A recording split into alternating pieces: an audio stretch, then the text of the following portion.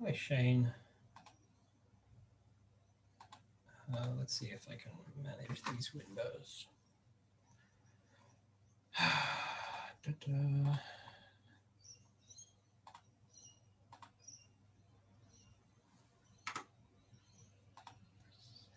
You.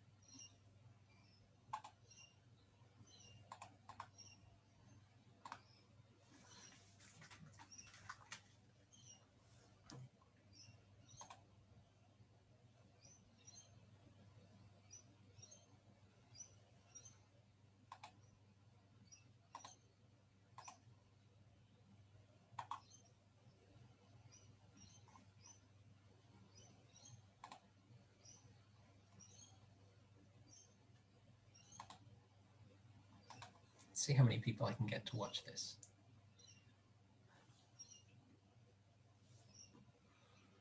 There's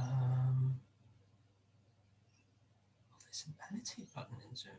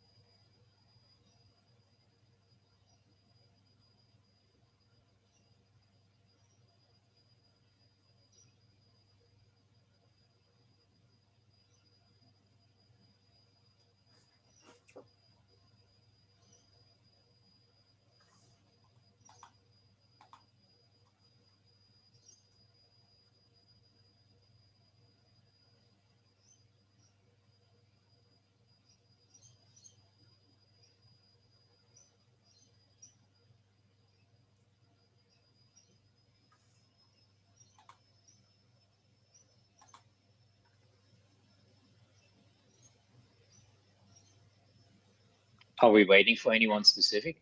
I think that's about everyone I need to be here. There might be a few that show up throughout, in which case I'll start now. Um, Hi, everyone. Thanks for coming along to this Thesis C presentation. It's on the guaranteed response time for mixed criticality systems in seL4. I hope you all know who I am. If you would like to ask questions at any point, please stick them in the chat. I probably won't get to answering questions until the end. But without further ado, let's go.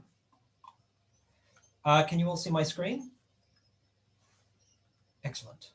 So what I'm ultimately trying to answer is, or ultimately trying to figure out, is how do we guarantee response time of tasks in a real-time system without needing to verify the implementation of every task in the system? Um, so we may have a system that includes tasks that are not trusted to execute correctly. We don't want to have to verify the correctness of those tasks in order to guarantee the behavior, guarantee the bounds on their behavior for any high criticality tasks. And this is important in tasks that have mixed criticality real-time systems for use cases that may include things where there is a risk of loss of life or loss of assets that is large that we want to avoid robustly. Throughout this talk, I'm going to introduce some real-time basics, response time analysis, which is how we use our knowledge of real-time tasks to figure out what their bounds and response is, how seL4's MCS, mixed criticality scheduling extensions, aim to enforce these bounds, and how we can resolve some of the current issues in that implementation and model to make it better represent time as a resource in a way that is needed by real-time systems. So let's start off with some real-time basics. A real-time system is a set of tasks, and a task itself is a set of jobs. A job is a period of execution that starts with a release that indicates that we need to perform some execution in response to an event, some amount of execution of that job, and then a completion when that execution time has finished. And that's what a real-time task is. What you're looking at here is a periodic task. This is a task where the release time of any two consecutive tasks of every task is a fixed width apart. It has a fixed period between each release of the release of each job in that task. Other aspects of a task we care about are the execution time, which is how much time the processor spends executing on behalf of that task between the release and the completion of that task, and its response time, which is the total time difference between the release and the completion of that task. In general, it's hard to know the actual execution time of each individual job in a real-time task ahead of time. And so instead, what we try to determine is an upper bound on that execution time, a worst case execution time. And we assume that all tasks will complete execution within that bound. An aperiodic task is another task you might see in a real-time system. The difference here is that rather than having a fixed duration between the release of each job in a task, we have a minimum bound. So they may be spaced further apart. But the worst case execution of an aperiodic task is when it behaves as a periodic task, and that is when all tasks are released as close together as possible. Another thing we care about is the priority assigned to tasks. So each job in a real-time system is assigned a priority. At any point, the released job with the highest priority is the one that executes. In a fixed priority allocation, we assign every job in a task the same priority. And the one that you're seeing here is rate monotonic priority assignment. That just means tasks with a smaller period are assigned a higher priority. We assign a higher priority to the same priority to all jobs in that task. Another thing we care about in real-time systems is shared resources. So any resource that multiple tasks in that system might want access to. The way we model a resource in a real-time system is by attributing a priority to that resource. And whenever a task accesses that resource, it changes to the priority of that resource. There are other ways of modeling resources in systems, but that's the one we're using for MCS here. And specifically, we're using a priority ceiling protocol. And this means that when we select the priority for that resource, it is higher than the priorities of any task that might request it. We do this to guarantee that whenever a task attempts to access that resource, we know that it won't have to block to do that. Any access that might have started from a lower priority task will finish because that lower priority task will move to the higher priority. And any access from a higher priority task will finish before we attempt to access it because that entire task's execution will happen before we continue execution. So it gives this nice property that once a task's job starts executing, it will access all of its resources without having to block. So how do we guarantee all of this behavior in a real, first up, response time analysis. How do we determine the response time of each of the tasks in our system? Response time analysis is a way that lets us determine that within some bound, particularly in this case, within the bound of the inter-arrival time. So we want to know can we guarantee that every job in some task will complete before the next job becomes available? And to do this, we need to know the worst case execution time of our task. We need to know the minimum inter-arrival time of our task. We also need to know the blocking time for each task in the system. And then we apply this process to every task in the system individually. And this process requires us to take the blocking time of a task and then the worst case execution time and minimum inter-arrival time of every task at a higher priority. And what we're going to do is for each multiple of an inter-arrival time of any of these tasks that is less than the inter-arrival time of the task that we're checking, so in this case, task 3, is the total execution time of all of the tasks that have been released there less than that duration of time. So the first one we would look at is this multiple of T1. If we look at all of the tasks that could have been released in that time, we can see that that is greater than that duration. And we keep doing this until we find one where it is not more. So you can see we're stepping through each of these multiples as they increase in time until we find this one here, where the total amount of time that's passed since then is equal to the blocking time plus the total execution, the total of the worst case executions of each job that's been released at that point. What this tells us is that after this, this is the response time of T3. We know that in this amount of time after every release of a job of T3, that job will have completed. And we can use this to check whether or not it meets certain deadline requirements that we may have of the task. Another thing that response time gives us is slack time. So if we continue this process all the way up to this inter-arrival time limit that we've set ourselves, and we look at all of these durations, we want to find the point in the set that we've searched where that amount of time is greater than the total execution time we've considered there. And this green line here, I don't know if you can see my cursor, this green line here is one where the total execution time of all of the jobs released there is the difference between that and the actual amount of time that we're considering here is the greatest. So that's our slack time. What this tells us is this is the amount of time that we can add to each the worst case execution time of task 3 without losing the ability to find this bound. Another thing this tells us is that we can take all of the tasks seen here and scale their execution time up so that that total would become that, so that the total execution time would be equal to this, and we will still be able to find that, that bound.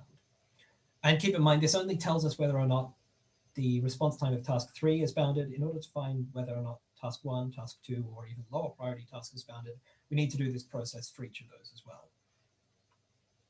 But fundamentally, what I want us to take away from this is that we can only determine these properties of a system if our assumptions on the inter-arrival time, the worst case execution time, and the blocking time are sound. And how do we guarantee that those bounds are never exceeded, that we don't get tasks working too frequently, tasks executing for too long, or this blocking time to be exceeded? And I may not have made this clear. The blocking time in this case is any other time of execution time that our task may have to wait for that isn't from a higher priority task before it can run. And usually that's when a lower priority task is accessing a higher priority resource up until the point where that resource becomes released. That's the main case we want to consider. So the MCS extensions for seL4 are intended to enforce the bounds needed to perform this analysis. The way MCS bounds these properties is by modeling tasks and resources explicitly in seL4. So a task, a real-time task in this case, is a pair of a thread control block and a scheduling context. And the thread control block is just the execution state of a thread and its priority. Scheduling context is the encodes the minimum inter-arrival time, or the period of that task, and the maximum execution that we would expect to see within that period. We also encode resources using threads, but we don't give those an explicit scheduling context. Instead, what we currently do is whenever a task accesses a shared resource, that shared resource starts executing with the period and the minimum inter-arrival time bounds of the scheduling context from the task that called it. And that can happen transitively between resources as well. So the scheduling context is donated between threads. And then when the access ends, it gets donated back. And the last thing I want to be highlight in this diagram and the other diagrams that we'll see is any time that the kernel executes after having preempted the user, the code running at user level. So this is time that is spent executing in the kernel that is not guaranteed to be related to any code that's in the source of the implementation of that task. And thus, we can't use it to account for the execution time of that task when trying to estimate our worst case execution. Throughout the rest of this presentation, you'll see the simplified version of this diagram, which indicates scheduling contexts by use of color coding and indicates time executed preemptively in the kernel by darkening sections of the diagram where that occurs. And maybe from this diagram, you can start to see a few issues with the model. The first one I want to talk about is how we attribute the time needed to switch between threads. So if I have a low priority task here, I'm bounding not only the amount of time that task is executing at user level, but any time that we execute in the kernel while that task is active. You can see in order to start a job of that task, we need to charge some time, we spend some time in the kernel to switch to it. And when that job completes, we spend some time to switch away. Seems fine. We have all of the remaining time in between those 2 points to execute at user level. When we introduce a higher priority task that can preempt this low priority task, anytime we need to switch from the low priority task to the high priority task, we spend some time in the kernel that gets charged to the low priority task. We then switch internally in the kernel the current scheduling context. And then when we leave, some portion of that cost is charged to the high priority task. And what this means is that the amount of time available to actually execute the implementation of our low priority task has been reduced. So if we were trying to bound this low priority task based on its worst case execution time that we've determined by its source, this isn't taking into account any of the possible preemptions we might get. And in fact, the amount of time that can be lost to this kind of preemption is not well bounded by the number of high priority tasks. It's certainly not easy to consider in this sort of analysis. And so what I show that we can do instead is simply move the cost of switching tasks to the higher priority task. So if your task preempts another task, if one task preempts another task, that higher priority task is charged the cost both to switch to it and the cost to switch away. And this means that the cost charged when entering and exiting a job is higher, but it means that it never loses time to preemptions whenever they occur. And so the amount of time we have to execute at user level is no longer reduced depending on the number of preemptions that we get. To implement this, instead of just reading time at a single point in the kernel and charging everything before that to the task on exit that was active when we entered the kernel, and everything after that to the task that was active when we left the kernel, what we do is we read the time as early in the kernel as possible. We subtract some an overestimate of the amount of time it takes to get from user level into the kernel and some timer latency. And when we get to the other end of the kernel, and we've determined that we might need to switch between tasks, switch between the current scheduling context that we're charging time to, if we are switching to a thread that is at a higher priority, we would then say that the time we spent executing in the kernel should be charged to that high priority thread. And so we use this underestimate of the entry time plus all time after we leave the kernel to charge that higher thread. If we see that the thread we're leaving to switch to is lower priority than when we entered, we read the time again, we add an overestimate for how long we think it'll take to exit the kernel, and we charge that time and all time before it to the scheduling context that was active when we entered the kernel. What we can see here is, so to test this, I have a low priority thread that is running at user level, and at user level, all it's doing is incrementing a counter in a loop. And we're just seeing how many times we can iterate through that loop at user level in the presence of high priority tasks. And this blue line in the graph you might be able to see is as we increase the number of high priority tasks and the number of preemptions, we start losing a portion of the amount of time we can spend actually executing at user level. When we implement the change that charges context switch time to a high priority task, we see that that basically goes away.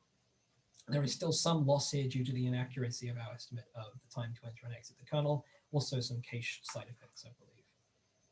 But that's how we can fix issues with preemptions due to context switches. But the preemptions that are due to other kind of IRQs and interrupts are actually a bit more, have a much larger impact. So if we have our low priority thread again, we have a higher priority handler, a task that's handling IRQs. Anytime that an IRQ arrives and that handler can execute, our previous fix will ensure that the time taken to switch to that handler will be charged to that handler. But if our IRQ is able to configure an IRQ to be delivered at a time when it is not able to be executed because it's out of budget or because it's inactive, then the time of entering into the kernel to accept that IRQ and exiting the kernel is still a preemption that will take time away from our low priority task. And so the way I have resolved this, so the kernel preempts the current task to handle the IRQ. The way I have resolved this is to model the IRQ as its own task. And that means that each IRQ now gets its own scheduling context, and an IRQ is only unmasked when its scheduling context has sufficient budget. So if the IRQ task wouldn't be able to execute, we mask the IRQ so that it doesn't cause kernel interrupts. And then whenever a task becomes available and we want to have the IRQ unmasked, we unmask it at that point.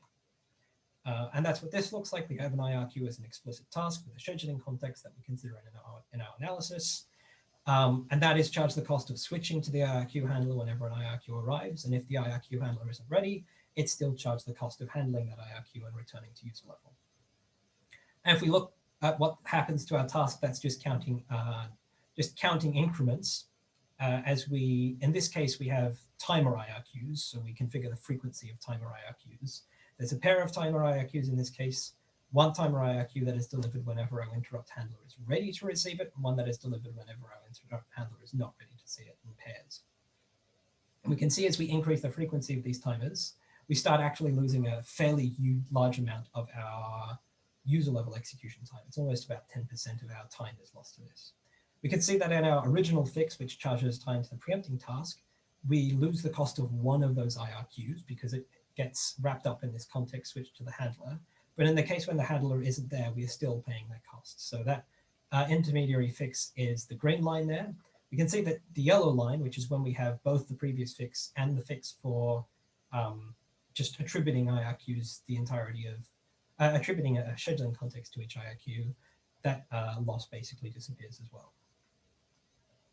These are the two more simple issues. The more complex issue that I've tried to resolve is bounding resource execution. So this is bounding the amount of time which a low priority task can access a shared resource. So in this case, we have a low priority task and a high priority task, and our high priority task is being charged for its entry and exit, and it's preempting this low priority task. What seL4 currently allows you to do with the low priority task is access a resource that's configured with a higher priority. And because that resource gets the entire scheduling context bounds of that lower priority task, it can delay the execution time of that higher priority task. In fact, it can do it beyond the inter-arrival time of that higher priority task. And this access of a resource execution time is something that we would have to consider as part of that blocking time component in our response time analysis. And so if our response time analysis didn't consider more than the inter-arrival time, we wouldn't even be able to show that this high priority task had a bounded response time at all.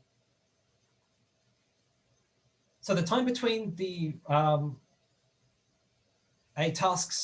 point at which a task is released and the time at which all higher priority, all resources being accessed by lower priority tasks finishes needs to be bounded by our blocking time. And so we need to make sure we need to have some means of saying that a resource can't be accessed for longer than the blocking time of any of the lower priority, tasks that are lower priority than it. And so what I have done is, instead of having donation of bandwidth by moving the entire scheduling context to a resource, I have introduced resource scheduling contexts, which rather than getting time by having periodic replenishments, whenever a task communicates with a resource server, an amount of time is donated to that resource, which is bounded by the resource's configured budget, and then that resource can only execute up to the amount of donated time. any time that's left over when the resource replies is passed back to the task that called it. And this also works transitively like the previous case. And so what we end up with is something that looks like this, where we have this resource that has a bounded budget. Whenever our low priority task calls it, it can only execute for a small amount of time. And that amount of time is considered in the blocking time of our high priority task. We can see that it is limited in the amount of time it can actually delay that high priority task. And that allows for us to have analysis and show that this high priority task has a bounded response time. If I look at this graph is a bit different to the others. This configuration is basically what I had in the diagram before. We have a low priority task.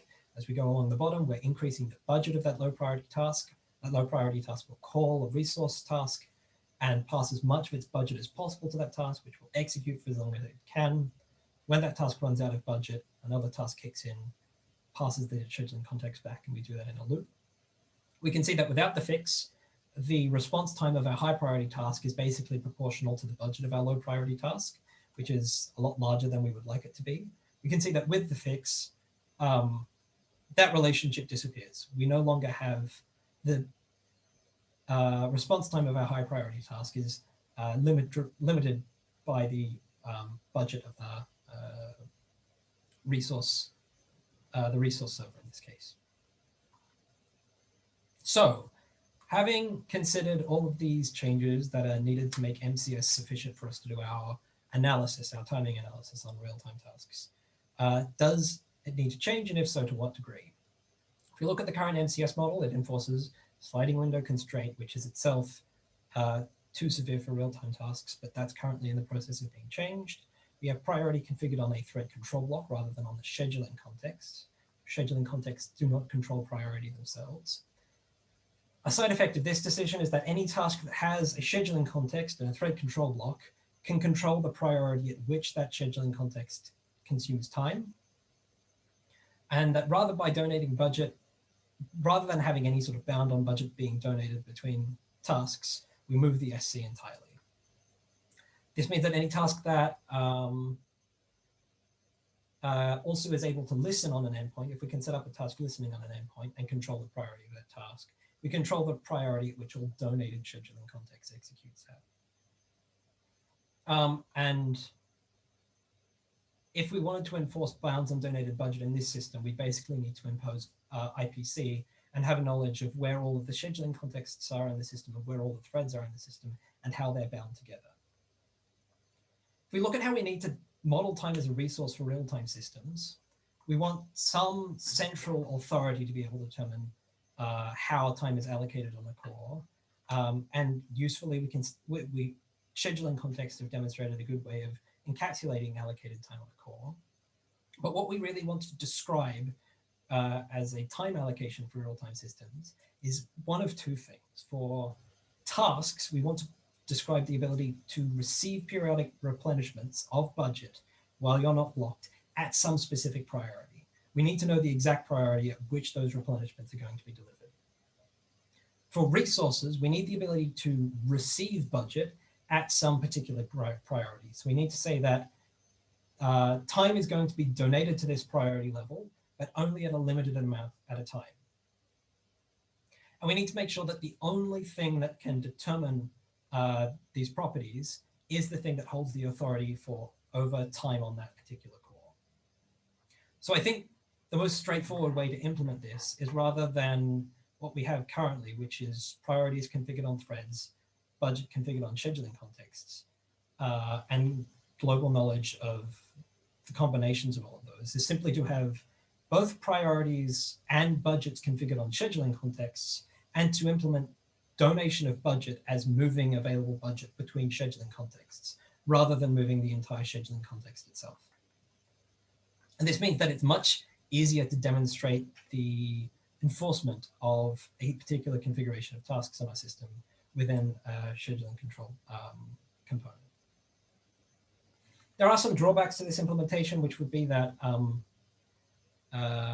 any mechanism that bounds the amount of time that's donated to a resource task would require introducing checks to the current time and to reconfigure a timer IRQ in the kernel, which particularly increases the cost of fast path if that were implemented in the fast path.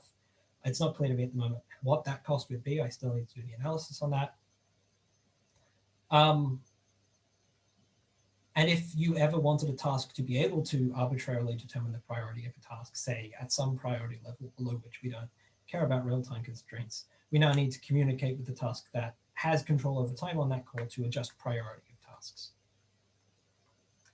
So in conclusion, I do think that we can make our lives easier for accounting for preemption by charging kernel execution to our preempting tasks, which means that we don't have to consider preemption when we're doing our timing analysis. And also by modeling IRQs as tasks, that makes them more explicit in the analysis and makes the analysis substantially easier. That the existing MCS model, while it does treat time as a resource, it doesn't really reflect the non-fungibility of time, which is appropriate for non-real-time contexts, but in this case requires some fixes to make it more appropriate for real-time contexts, and that we can adjust this model to properly treat it as non-fungible in the way that is needed for real-time. And the cleanest way it appears to me to do that is to do that by encoding all of our scheduling parameters in these scheduling context objects, and by centralizing the ability to configure these, the entirety of these scheduling parameters. But it's not clear to me that the costs of implementing such a model would be reasonable for any system that doesn't want to actually utilize the real-time scheduling policy effectively. And at that point, I will ask for questions. I don't see any in the chat.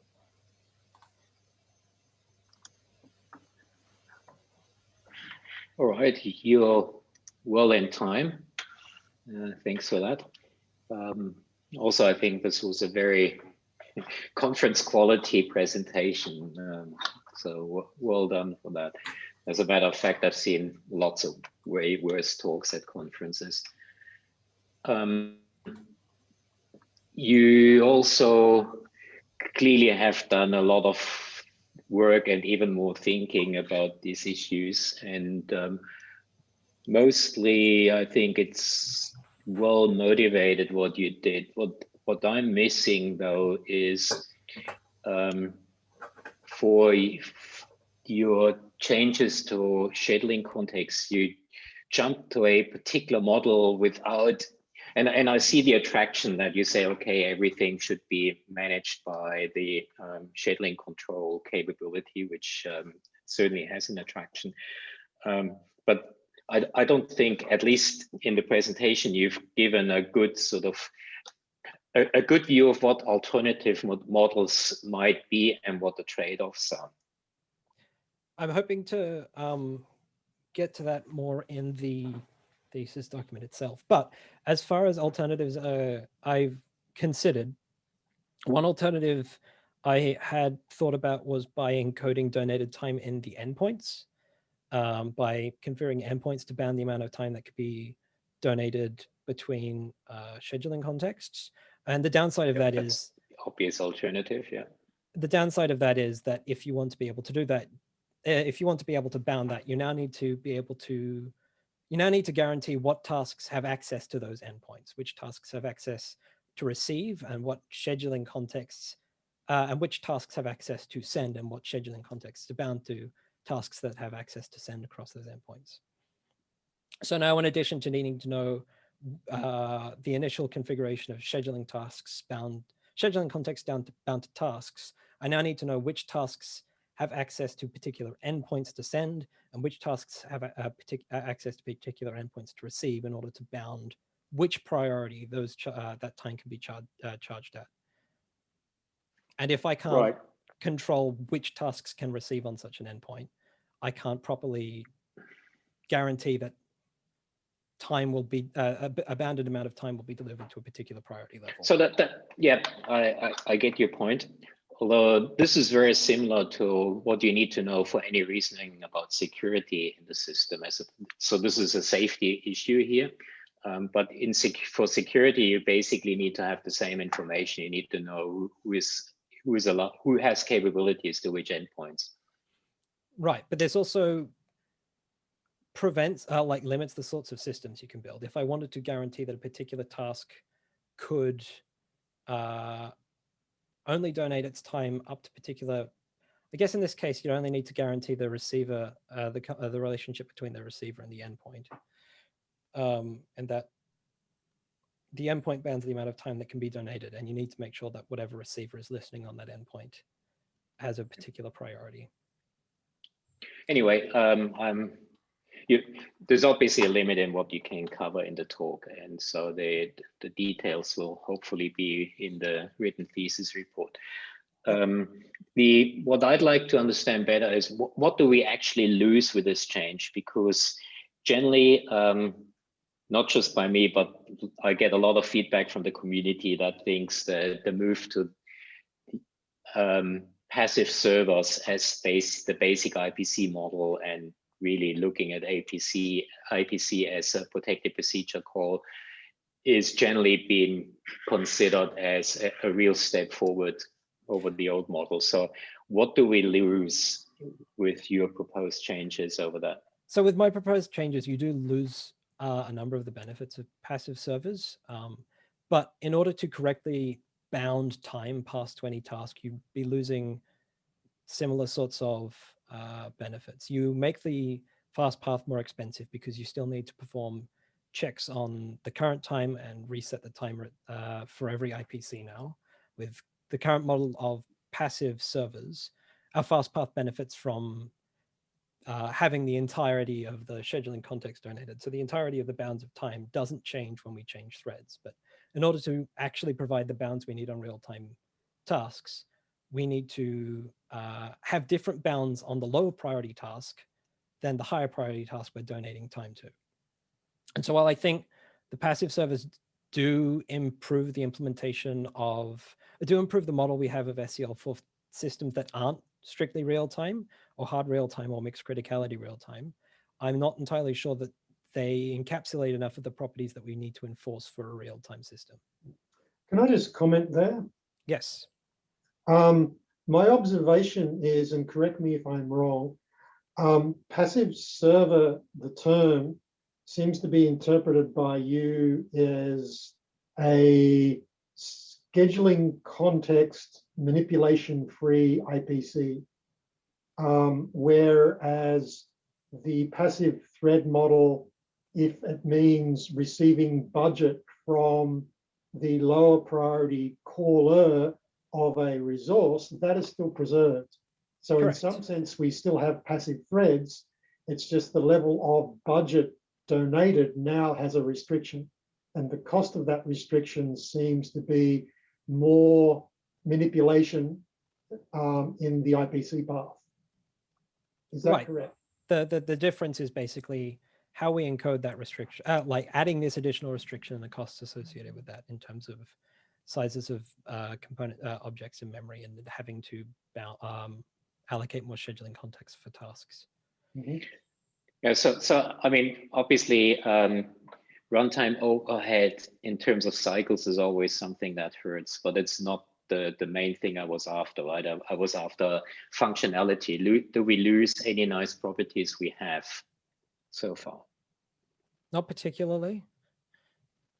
The difference is now you have to assign a scheduling context to each task. It probably simplifies some of the temporal fault handling properties, depending on how that affects the model for temporal faults. I'm gonna be super controversial.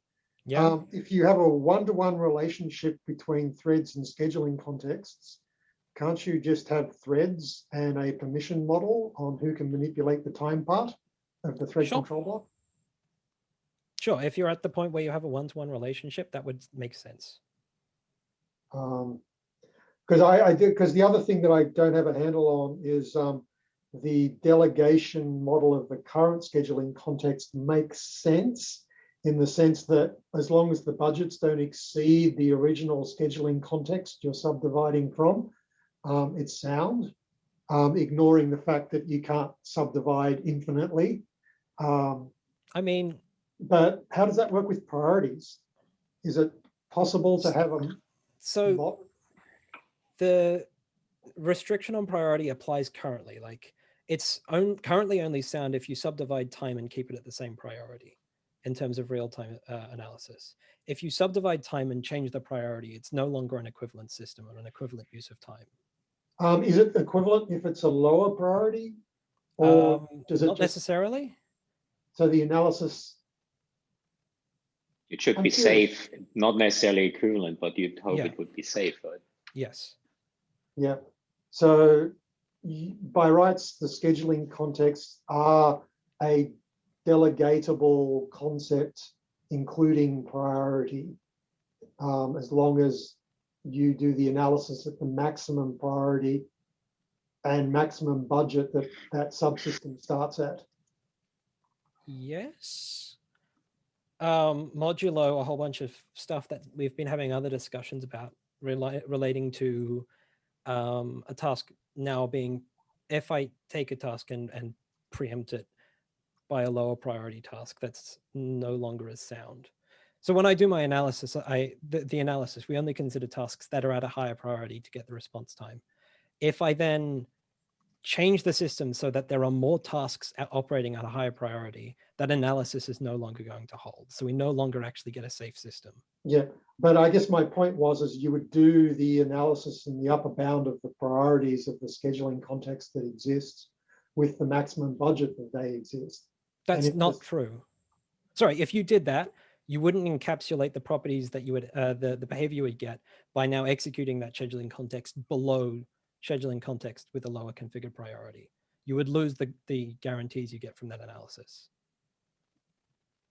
Okay, I'd like to have that conversation at some point. Yeah, I want to see a write-up, and then we'll probably have some more whiteboard. Yep. Are there any other questions from the audience? Yeah, I was just going to ask. I hope everyone was able to follow along. It was a bit fast.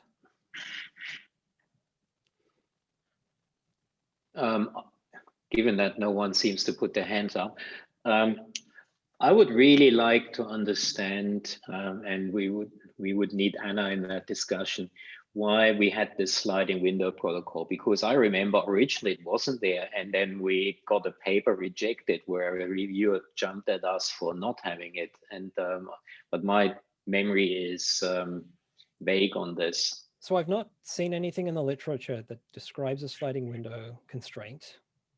I have, if you describe the way replenishments are delivered in a particular way, you could say that constraint applies to the release of replenishments. What we ended up with was that applied to the actual execution time of a task, which is not what's in the what is actually in the literature for any of this. So you could say that, like, the amount of time that is released to a task is constrained by the sliding window constraint, but we instead applied that to the execution time. Anyway, unless Anna is hiding behind some other name in the audience, she's not here, and I'd really like. Yeah. I wouldn't mind throwing another thought bubble out there. Does it make sense for your interrupt task to call the interrupt handler and make the interrupt handler a passive thread? So the interrupt task currently doesn't have a thread associated with it. It's just a scheduling context attached. No, I meant the interrupt handler. Yeah. At the moment was a thread. Yes. That is active, and we've got a scheduling context. No, at the moment the interrupt handler is passive, and it gets its scheduling context from the notification, right? You could do that. That would probably be the way you end up setting it up.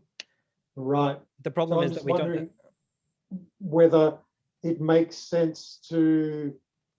This is just I guess a model taste thing. Whether it makes sense to have the scheduling context related to interrupt servicing effectively deal with in-kernel and the interrupt handler versus having a scheduling context for a little bit of kernel time and have another scheduling context for the user level part of the interrupt handling. Whereas it seems to me you could kind of model that as the in-kernel part calling the interrupt handler and donating the scheduling context to the interrupt handler. The interrupt handler operates at a lower priority than the scheduling than the interrupt itself. So Why? all interrupts effectively operate at a priority above all other tasks in the current seL4 implementation. Yeah, That's I just the always hardware. thought that was wrong actually. So We But we don't that's the hardware though. Unless you do interrupt managements we in the scheduler. yeah we don't encode interrupts into the scheduling priority queues themselves. So they are, if they're unmasked, they're basically enabled and they preempt as though they're tasks with a priority above everything else. yeah, but you could easily mask and unmask interrupts based on the presently running priority. So I don't see why you can't prioritize interrupts. I didn't say you could. I just said that that's not Yeah. what we Yeah, have. okay. Anyway, I Definitely think could. yeah. So again, this is something that needs good justification in the write-up Mhm. and exploration of alternatives. Okay. Okay. Yeah, otherwise, nice talk. Followed Thanks. it Yeah. through. I hope, yeah, that was Nice talk and indicative of nice work. Thanks. I believe everyone should be moving over to Shane's talk now. Yeah, is that on the same channel or? That is not. That's on a Jitsi. I can. Okay. Yeah. Right. See you soon. See you soon.